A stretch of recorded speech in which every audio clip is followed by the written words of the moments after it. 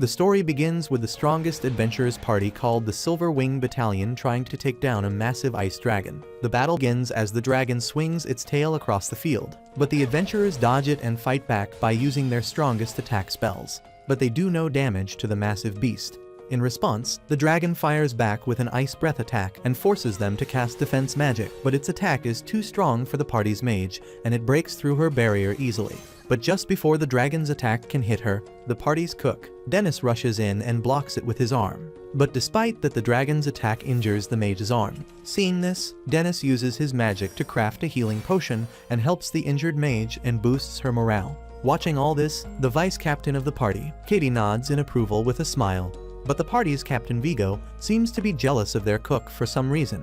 In frustration, Vigo summons a magical dagger and slashes through the dragon's eye, which makes the dragon go berserk, and it releases a bunch of dark lightning bolts to attack the adventurers. Katie and the captain try one more time to attack the monster together, but their efforts fail miserably, and the whole party is forced to retreat. Later, the captain calls for an urgent meeting to go over some important matters. Though the vice captain's seat seems to be empty, Dennis breaks the silence by asking why they were called in. And that's when the captain speaks up, blaming him for their recent failure. He says they could have won if Dennis hadn't stepped in and scared the dragon off with his dread voice skill. Dennis protests against him, making it clear that Vigo was the one who ordered him to do it. But Vigo outright refuses it and claims that he would never make a rookie decision like that. Dennis recalls that their goal was to collect the rare drops from the dragon. But once it went into rage mode, that was no longer possible, with the team stuck in a dangerous spot. It was Vigo who told him to use the intimidation skill called the Dread Voice. They might have failed the quest, but thanks to that move, everyone made it out alive. At the time, Dennis respected Vigo for making such a bold call, but now it feels like the captain is just using that moment to put all the blame on him.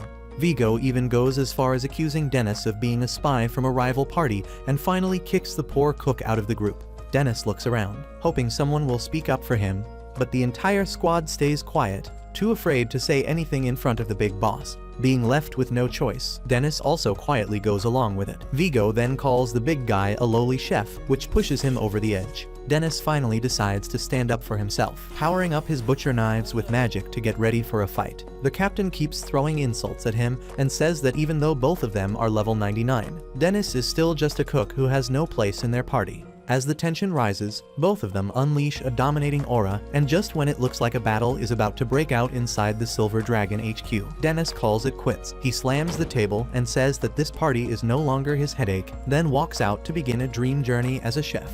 As he walks through the busy streets, Dennis looks back, knowing it's time to say goodbye to the royal capital. Just then, a little girl bumps into him and accidentally lets go of her balloon. Dennis quickly drops his bag and jumps up to catch it, hands it back to her, and advises her that she shouldn't let go of things that are important to her. Meanwhile, Vigo watches everything from a distance and flashes an evil smile as he quietly decides to put his real plan into motion.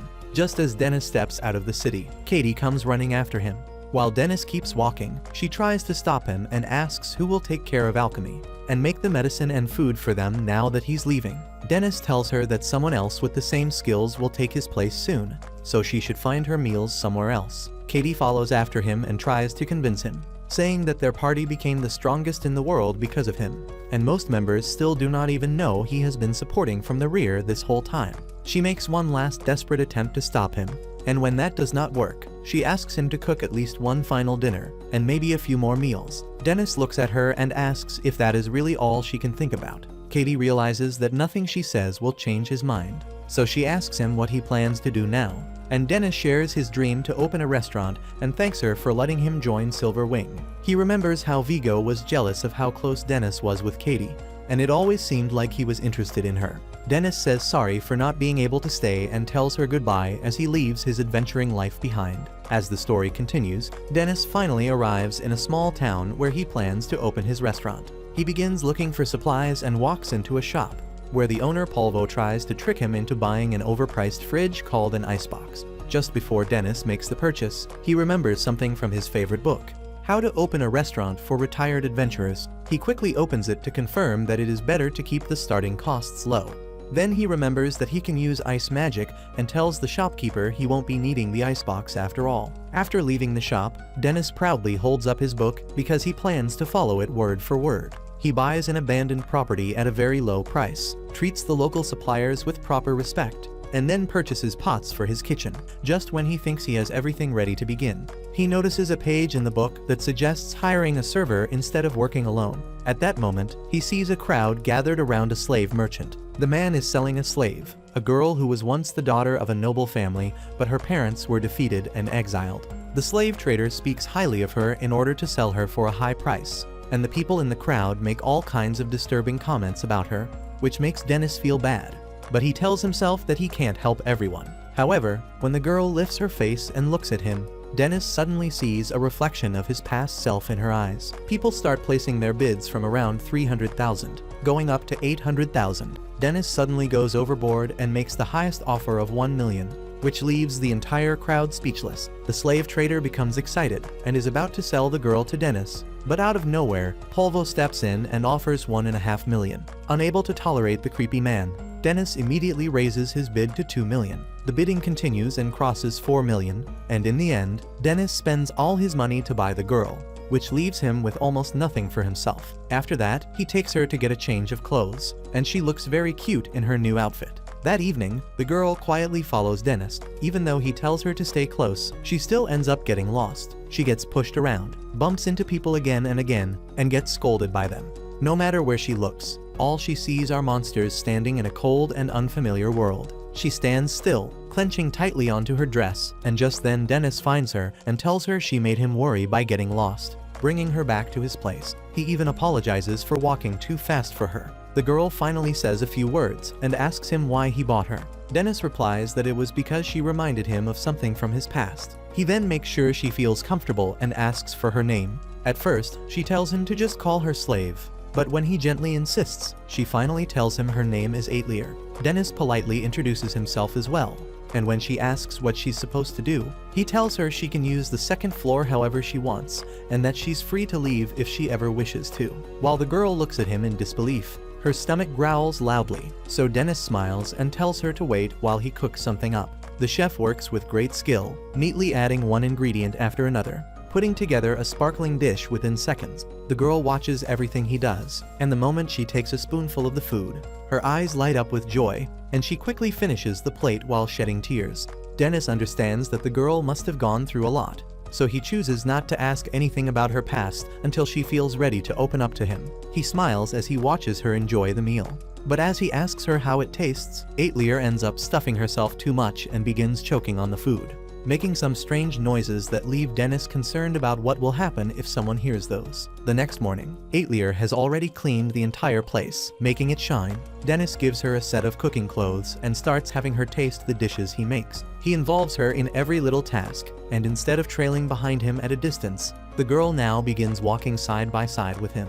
Once the preparations are done, Dennis raises his voice with energy and even makes her bump fists with him. He decides to name the place Adventurer's Restaurant and begins explaining Aitlier's new duties. He tells her that she is now their poster girl, and Aitlier even starts pretending that she would act like a waitress. Watching her get so motivated makes Dennis feel proud and genuinely happy, and he takes one last look around to check that everything is in order. After confirming that they are finally ready to open, he shouts loudly, asking for his first customer to show up soon. He hopes to get them hooked on his food so they keep coming back to eat 3 times a day, and most importantly, he hopes they actually pay him since he is now completely broke. Just then, the restaurant door slides open and an adventurer walks in, dressed in some retro-style armor. Seeing the customer suited from head to toe in heavy armor without a single gap, Dennis goes speechless. But then he remembers the guidebook's lesson, which says that sometimes troubled customers who don't want to be bothered come by, so one should respect their boundaries and make their stay comfortable.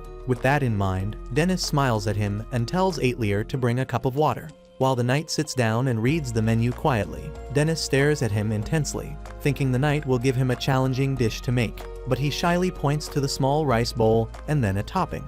Dennis asks him if he wants anything else, but the knight strongly refuses, so after he asks him if he is a light eater, and he says no, Dennis quickly realizes he's just broke. After that, Dennis sighs and lets the guy know he's going to cook up a katsudon, but the knight's voice shakes as she explains she doesn't have enough money.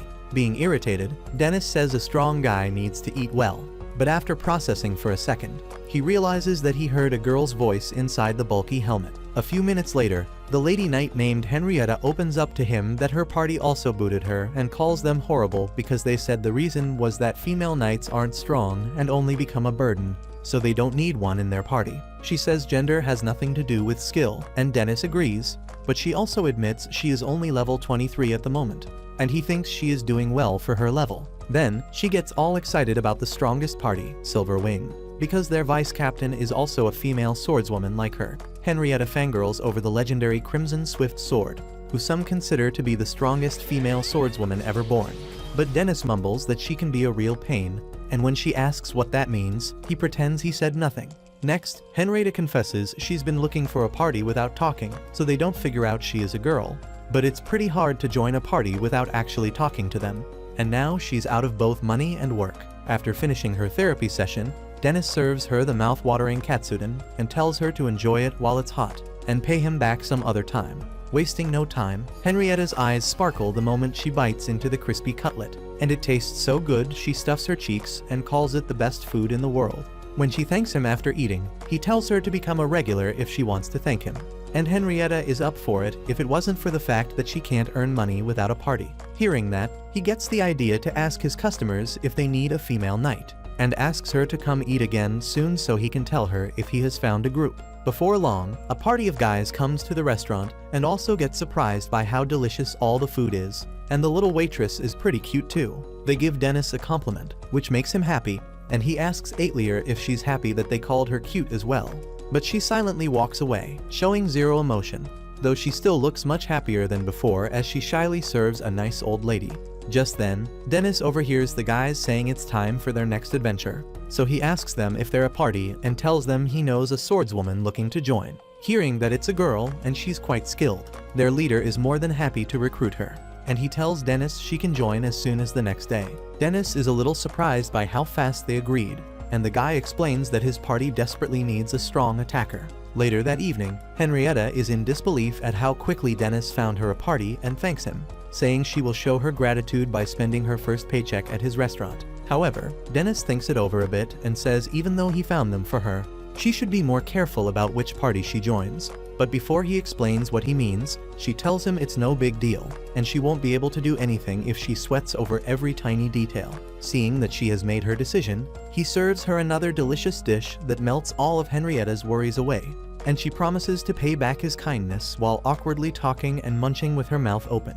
When she wonders out loud what she should order tomorrow, he realizes she might really eat every meal at his place, and with that, they say their goodbyes. That night, while Dennis and Aetlier clean up in the back, the last two customers talk about how good his cooking is, and right after that, the girls discuss the rumor going around about a party of guys that recruits solo female adventurers, and then assaults them after taking them deep in the dungeon. That instantly catches Dennis's attention, and he hears the girl mention that the guys haven't been caught because they leave the girl there to hide evidence, and move to the next town after they do it 2 or 3 times. After listening to the whole story, the party of 4 guys comes to his mind, but he hopes they're not the bad guys. The following day, after Henrietta introduces herself, their leader, Still, and the 3 other guys introduce themselves back. Still tells her to stay relaxed around him like everyone else, even though he is technically the leader. With that, they head to the forest. Henrietta asks Still what the quest is, and he tells her it is just a simple gathering request. Hearing that they only need to go inside and collect some items,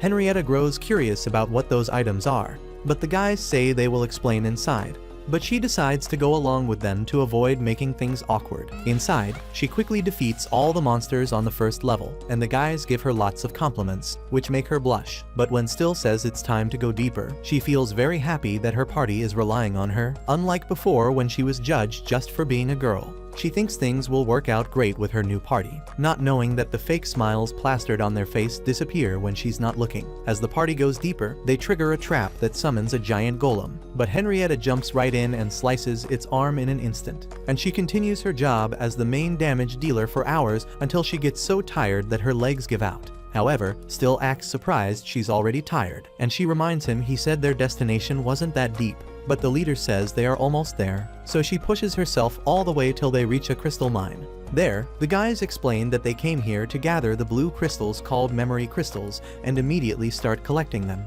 Hearing that, Henrietta breathes a sigh of relief and sits down looking exhausted. So still asks the mage Marmok to cast some recovery magic on her. But instead, he shocks her with a stun spell that makes her body very weak, and when she tries to grab her sword, Still stomps on her hand and kicks it away.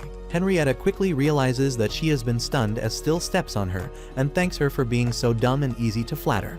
But Marmok defends her and says that it is because she is so dumb that they are going to make some nice memories with her. Looking at her with nasty eyes, Still says swordswomen are the best kind of prey because they have nice bodies, and gives her the good news that he will let her go after his gang has had their fun for an hour. Marmok wishes her luck on getting rescued, because she won't be able to return under the effect of his stun. At that moment, Henrietta regrets not listening to Dennis's advice and being more careful when she noticed the group acting shady. Then, they start taking off her heavy armor piece by piece, and Still makes it crystal clear that no one will come for her, no matter how much she screams, and right as she loses all hope. The guys notice a strange noise which could be another party. As soon as Still orders Handok to check it out, a giant rock comes flying and smashes right into him. The guys stare in confusion at the monster with two butcher knives and a bag on his face. As their hearts pound, they wonder if it is a monster or a very beefy creep with big kitchen knives. But Still quickly orders Marmok to cast Search and find a weakness in his panic. His spell fails and he realizes the butcher's level is too high for him to find a weakness. So while Still finds it unbelievable that it is possible, the butcher flashes behind him and one hit from his knife sends the man flying into the wall and leaves the others shaking. They try to escape, but the butcher gives them the beating they deserve, while Henrietta wonders who the strangely skilled chef saving her is and blacks out. Later that evening, she tells Dennis everything that happened and that she woke up in the guild's waiting room, and says she couldn't say thanks to her buff hero with cleavers. Dennis understands how tough it was, and she also reveals that weirdly enough, her attackers were found neatly tied up outside the dungeon's entrance, and after the guild dug into it, it was found that all of them had a bounty on their heads. She admits it all felt like a dream, and she's learned her lesson to pick her teammates carefully in the future, like he told her. But Dennis feels guilty as well for not looking into them beforehand, as Henrietta claims all he did was help find her a party. Her tummy growls very loudly, so even though she panics that she is still broke, Dennis asks her to order whatever she wants without holding back. Hearing that, she shyly orders the Supreme Hajin steak set, which freaks out Dennis because it is the most expensive item on the menu. So she instantly backs down and settles for the cheapest item. However, Dennis says she can't take her order back and tells Aetlier to take the rest of the day off and join her for dinner. Just then, the regulars drop in as well and order Palama gratin. After a few moments of cooking with precision, Dennis serves the Supreme Hajin steak set that makes Henrietta and Aetlier smile in pure happiness. Right then, the girls ask him why he was closed the last 2 days because it's bad for new businesses like his restaurant, and he explains he had some important business. Curious, Henrietta notices that he looks a lot like her hero from behind, but before she can ask him, another customer comes in.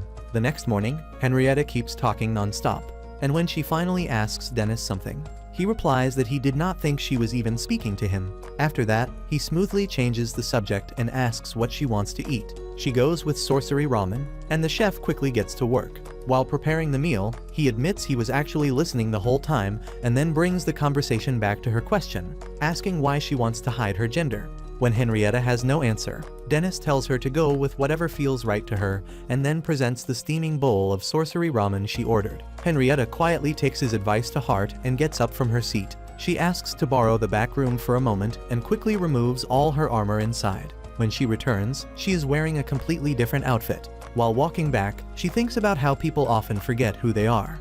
But instead of falling into that, she now understands that being herself feels much better. Even Aetlier nods in approval at her new getup, which makes Henrietta blush with excitement. Henrietta then starts eating and enjoys every single bite of the food. Dennis watches her with a smile, glad to see her that excited. But he suddenly brings up a question and asks if she is looking to join a party. He reminds her that once she finishes her meal, she needs to find a job and start paying off her tab. The moment Henrietta hears that the chef is actually keeping a tab, she flips out and starts making a huge fuss. While the chaos continues, the door slides open and a shiny adventurer steps inside, calmly takes a seat, and hides behind the menu while getting ready to order. Dennis glances at the new customer and finds himself confused, unsure if the person is a handsome guy or a cute girl. When the customer asks what tastes good around here, Dennis confidently replies that everything is up to the mark. But the vague answer only makes it harder for the guests to choose. After a brief complaint, the chef recommends the vritra katsudon, but the customer immediately turns it down, saying he is not in the mood for rice. Henrietta jumps in with a few suggestions, starting with her favorite pasta, then moving on to kelpai udon, but nothing seems to catch the guests' interest. Watching this, Dennis grows increasingly annoyed as his patience begins to run out. Henrietta quickly steps in again, this time trying to calm the chef down by explaining that kids can be pretty indecisive sometimes. Right then, Aitlier walks over to the customer and suggests going for fried rice if he really cannot make up his mind. The blue-haired guest takes the suggestion and places an order for fried rice, which makes Dennis smile as he gets back to the kitchen. He prepares the dish with his usual finesse, cooking it perfectly and topping it off with a few shrimps. The moment the customer tastes the first spoonful, he stops in awe, completely melting under the rich, delicious flavor. As the boy continues to eat, Dennis brings up what he noticed earlier and points out how the customer had entered while sighing and looking like he needed someone to talk to. The boy replies that it is nothing in particular, and Dennis tells him that it is fine if he doesn't feel like sharing. Still, the boy decides to open up and says that the real problem is with how low the level of people around him is. His words leave everyone, including Dennis, stunned as the boy gives off the vibe of someone who enjoys praising himself. The new kid then asks Dennis if he wants to hear what exactly he meant, and even though Dennis refuses, the boy starts talking anyway. He explains that the people around him have a weak mindset and only focus on being praised rather than pushing themselves to grow into a truly top-tier party. Dennis looks at Henrietta and tells her to have some shame, while Henrietta frowns and complains that the chef gets way too rude sometimes. Before they can continue, the new boy slams his hands on the table and stands up, clearly wanting everyone to hear him as he yells that he cannot stand those unmotivated adventurers and finds that kind of attitude unforgivable. He then starts bluffing again and says that when he spoke like this to his party, they kicked him out, which makes Dennis feel awkward as he wonders why his restaurant keeps attracting outcasts from everywhere. Henrietta replies that she has no idea either, but the boy just keeps talking, confidently declaring that he will soon become strong enough to join Silver Wind and end up as their most powerful wizard. Dennis advises him to be careful, or he might end up alone, and once the boy finishes eating, he pays up and leaves, introducing himself as Vivia Strange and saying he will order shrimp fried rice next time.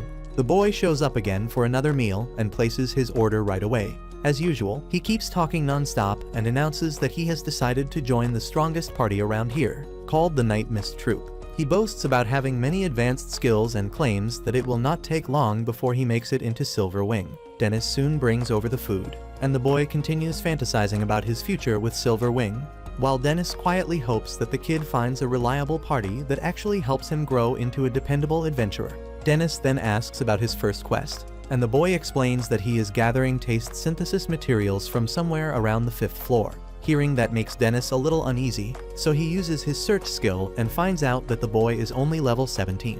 While that is quite high for his age, Dennis knows the 5th floor is meant for people at least in their mid-30s. He asks the boy if he does not think that is a bit too deep for him, but the boy confidently replies that some of the most elite members of the group will be supporting him. Dennis remembers how the boy kept bluffing earlier about knowing all kinds of advanced skills, but now he is almost sure the kid must have only read about them in books and convinced himself he could use them. A person's level reflects the number and quality of skills they possess, and if he truly had so many, his level would be much higher. Vivia then says that it only shows how much the party expects from him, though Dennis still appears concerned. The boy quickly adds that a chef like him wouldn't understand since he probably never even stepped into a dungeon, so Mr. Chef just plays along, even though the last time he went in, it was down to the 37th floor. Before leaving, the boy says he will return next time for crab fried rice. A while later, Aitlier and Dennis head out for some shopping, with the adorable little girl carefully counting eggs and meat to make sure they do not forget anything.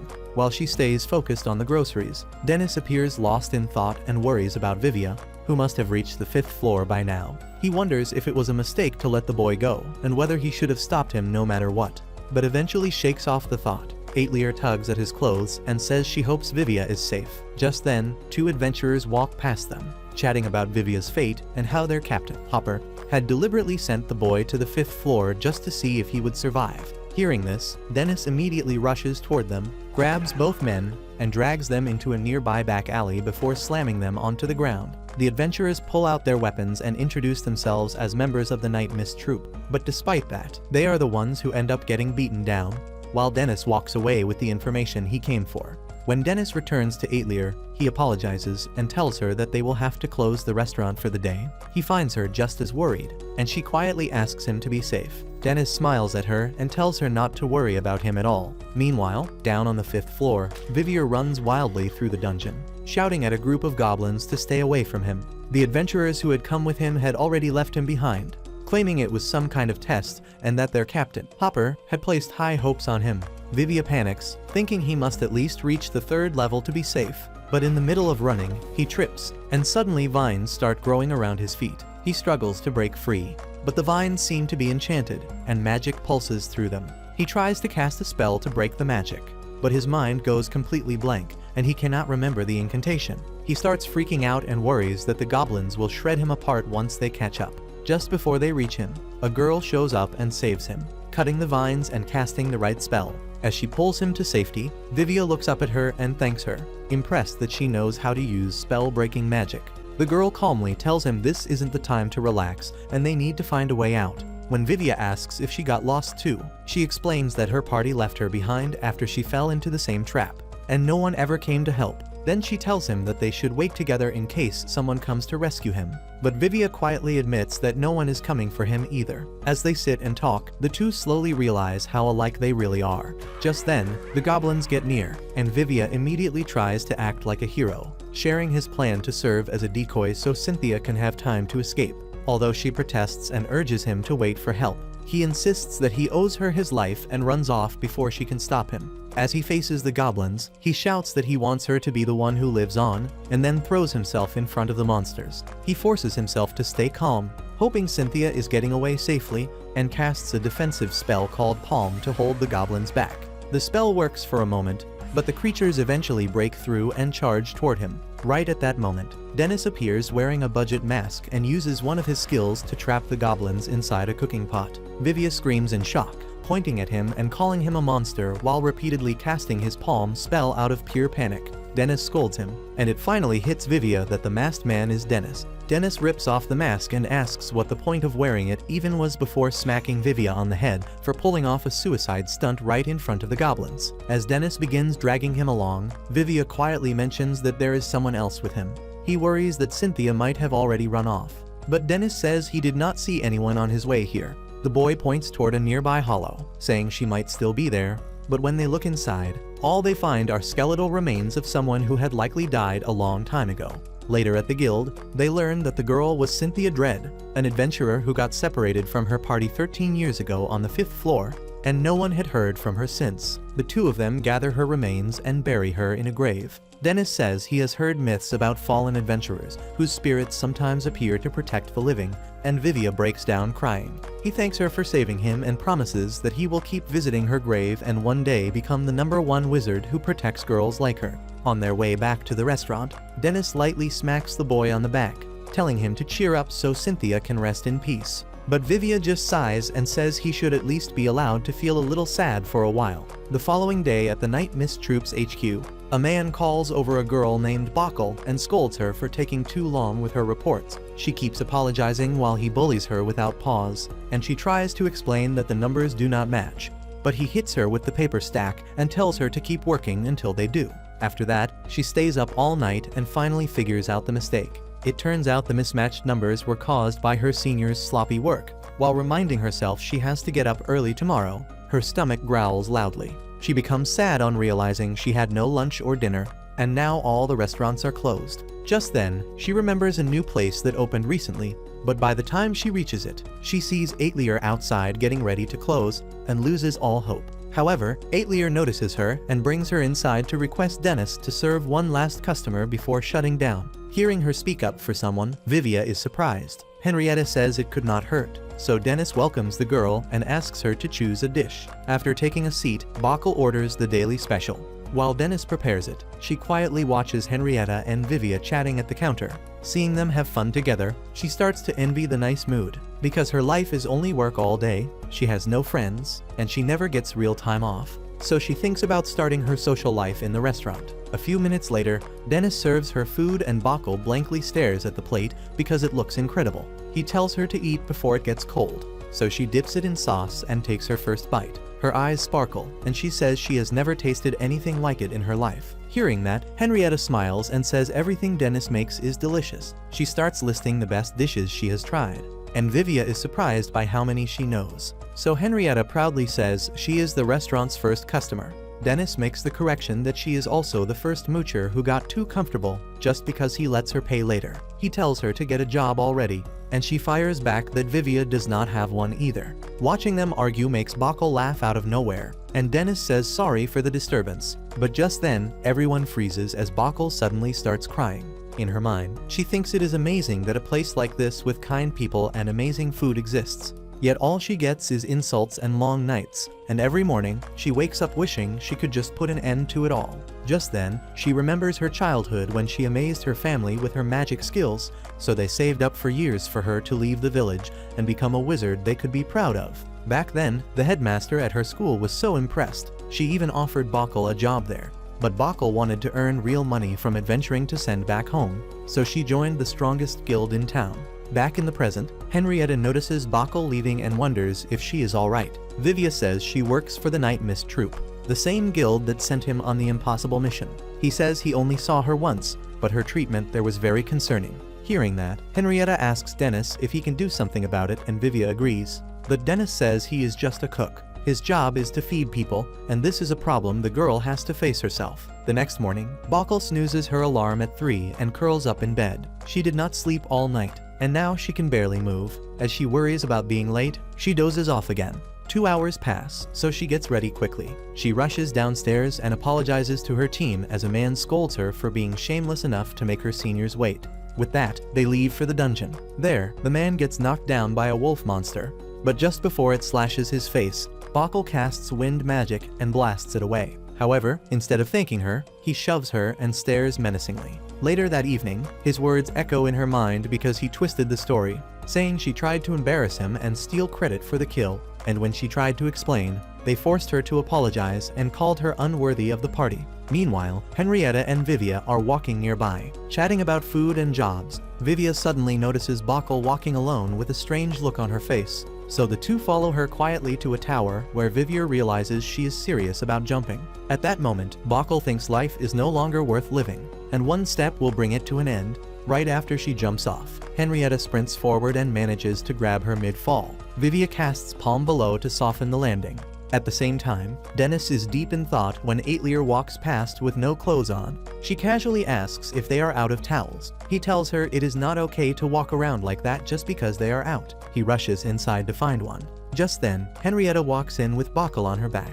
Vivia is disturbed. He asks why Aetlier has no clothes on and wonders if it is some shameless business tactic. He yells at her to get dressed, but she insists she will not wear anything until she dries off properly. Hearing Henrietta call him again, Dennis turns to scold her, but he stops when he sees Bacall passed out on her shoulder. Later, Dennis says it was bound to happen because she is the kind of honest person who keeps piling up work until her heart gives out. And Vivia quickly jokes that Henrietta will not be having that problem anytime soon. Dennis finds it a little disturbing how well they are getting along. As Aetlier keeps watch over the girl, Vivia asks how they can solve her problem. So Dennis decides to talk with the Night Mist Troop about it. A few hours later, the captain of Night Mist comes over and apologizes to Dennis for the trouble Bacall caused. But Dennis says he should also say sorry for beating up 2 of his guys. The man introduces himself as Hopper, captain of the Night Mist party, and Dennis just tells him he runs a restaurant. From there, Hopper quickly shifts to business and Dennis learns the man is far stronger than normal adventurers at level 51, as expected from the top party in town. When Hopper brings up Bacall, Dennis explains she is resting in bed and clearly in no shape to be working. He asks nicely if they will let her go and allow her to rest. But Hopper refuses and says they have full custody of her. His lackey throws a contract on the table, and after Dennis reads it, he gets angry and calls it awful because they dumped too much work on one person. Hopper replies that this is just how they operate. But Dennis argues that adventurers should be free to leave a party. Hopper tells him to mind his own business, which fires Dennis up so much that he starts yelling at them for sucking Bacall dry like slave masters. The accusation angers Hopper so much that he crushes a mug with his bare hands, making Vivia and Henrietta terrified.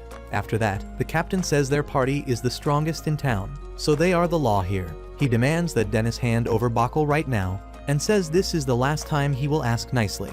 Meanwhile, upstairs, Bokkel is curled up in bed, wishing she had never been saved. Suddenly, Aetlir speaks up and tells her she is free to die if that is her choice, and says she once thought of choosing death too, when everything precious to her was taken, and she was sold as a slave. She was consumed by darkness and gave up hope. But after that, something good happened to her and changed her life. In the end, Aetlir tells Bokkel to eat some delicious food first, and if she still feels the same after that, then maybe death is the only path left for her.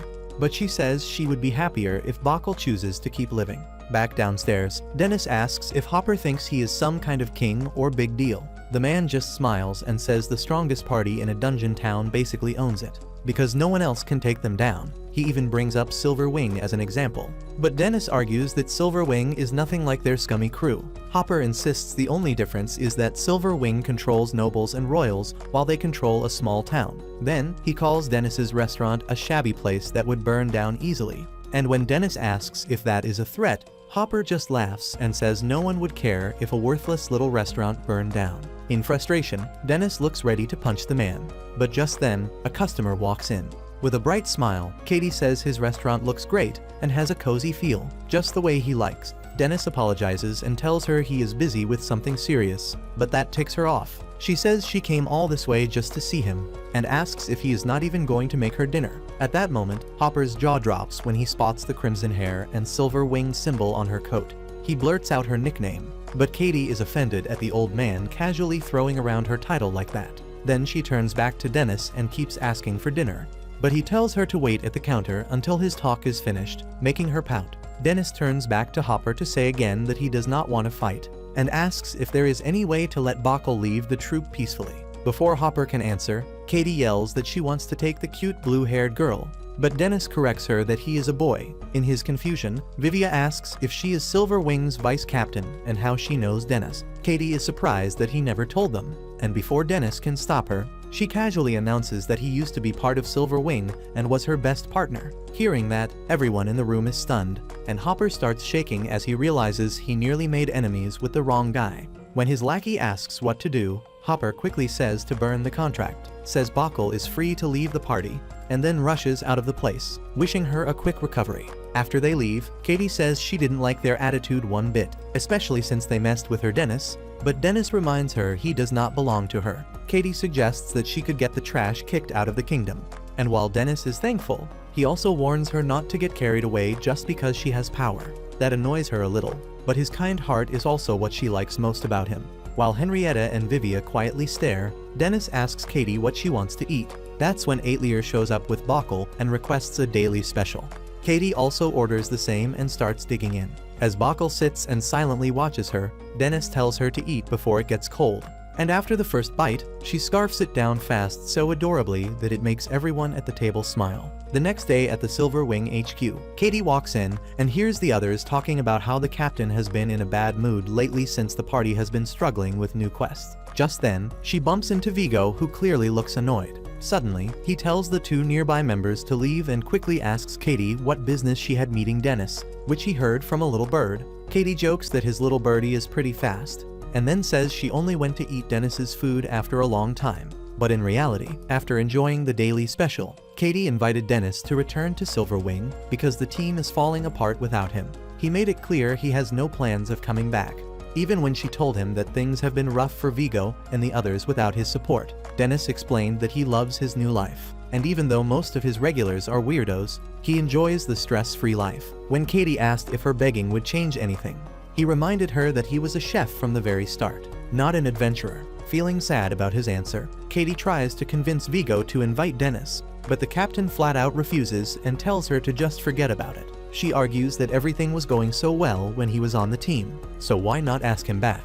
But Vigo ends the conversation by walking away. Meanwhile, things are getting busier than ever at the restaurant, and Henrietta says it makes sense since Dennis cooks good food and everyone loves good food. At that moment, Vivia looks surprised to see Bokkel there, and Bokkel thanks her for dropping by. She reveals she is living at the restaurant now, so Henrietta tells her to take it easy and not overdo things, but Bokkel says staying still makes her anxious. Plus, she has a cute senior helping her out. Right then, Dennis arrives with their food, and the two light up like always when they see what he made. Henrietta takes a bite of the crispy shrimp and says that this is exactly why more people are becoming regulars like her. But Dennis reminds her she is more of a freeloader than a regular. Hearing that, both Vivia and Bockel are shocked she still has not paid him back.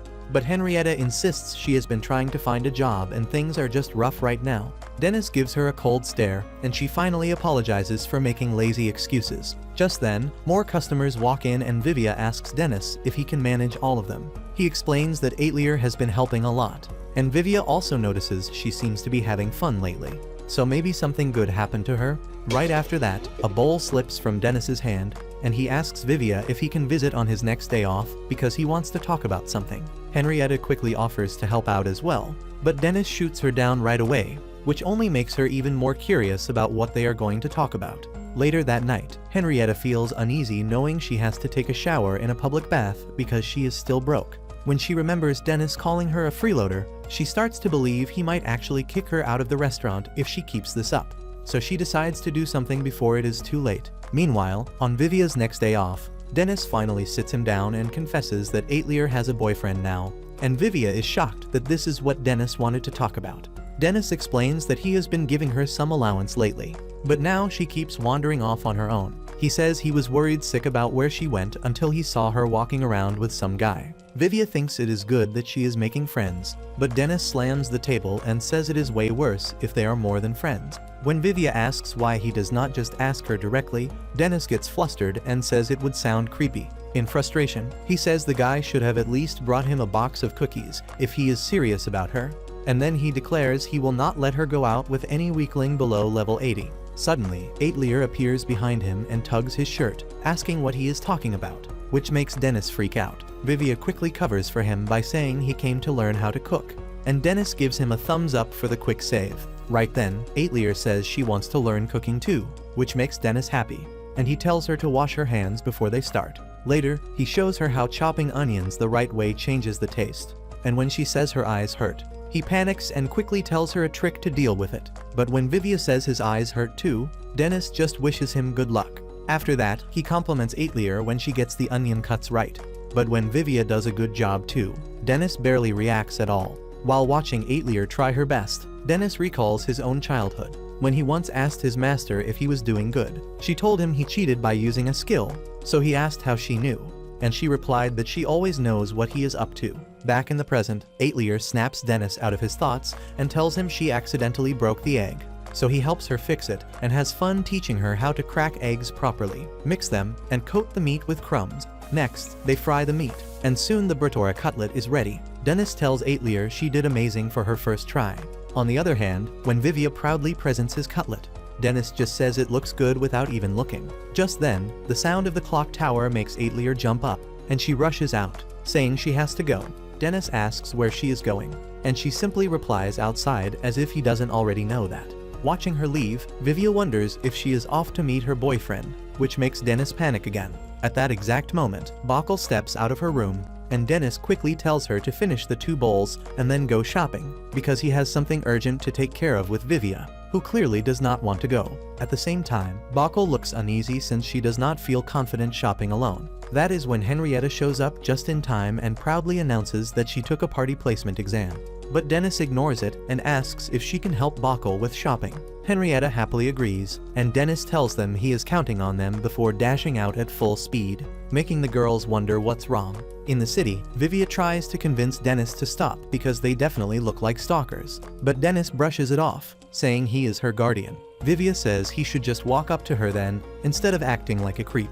Just then, Dennis grabs Vivia by the head and points at the boy who dares to charm his sweet girl. Vivia says they still do not know if he is just a friend, but when the boy leads her into a jewelry shop, Dennis loses it, thinking she is about to walk out with a wedding ring, and it is way too soon for that. At first, Vivia asks if they should go inside, but after seeing Dennis mentally break down, he comes up with a better idea. Meanwhile, Henrietta sits alone nearby looking worried, so Bockel asks her what is wrong. She admits she needs to make money fast before Dennis starts hating her, and when Bockel asks about her odd job pay, she says it all goes into repairing her gear and buying healing items because she always gets hurt. That her money just vanishes no matter how hard she works. and it makes sense since she's the tank. Henrietta says she is trying to think of some other way to repay him, and Bacall promises she will support her no matter what, which cheers her up. Just then, they overhear two guys talking about a rumor that the Night Mist captain got humbled by a restaurant owner who used to be with Silver Wing. They wonder if Night Mist will try to get back at him.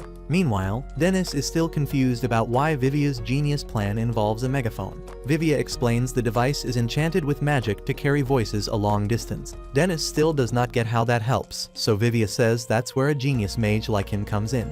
After he casts the spell, Aetler's voice comes through.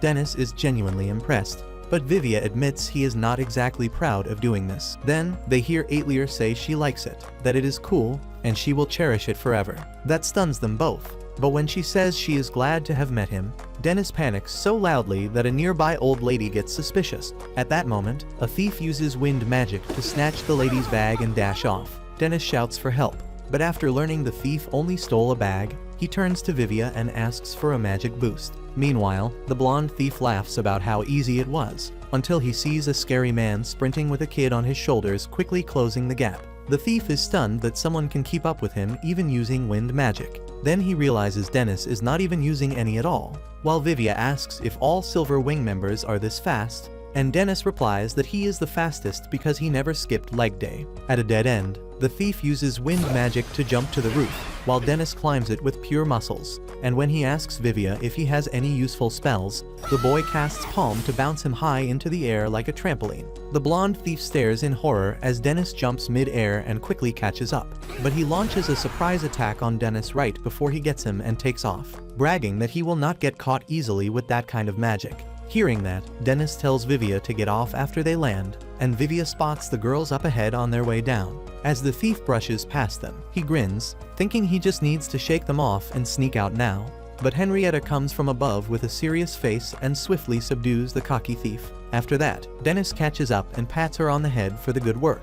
Later at the restaurant, he tells the girls as well that Aetler has a boyfriend, but Vivia clarifies they do not know for sure yet. Then, Henrietta jokingly asks him if he is feeling lonely these days, and Bacall comes out with it that she is worried he will ban her. Dennis says he would never ban someone who appreciates his cooking like her, though he might change his mind later. Right after that, Aetler quietly walks in and goes behind the counter with an intense look on her face as she surprises Dennis with a box. When he looks inside, he finds a bracelet that Aetler reveals she was saving up all her allowances for. Hearing that, Bacall laughs that he had the wrong idea, and Henrietta spills the beans when Aetler asks what that means, and that nearly earns her a permanent ban. After that, he tries it on, and watching him wear it makes Aetler smile. Meanwhile, Captain Vigo goes to a mansion to meet with someone after a long time. But that's where this video ends. Remember to like and subscribe to the channel. Thanks for watching, and I'll see you next time.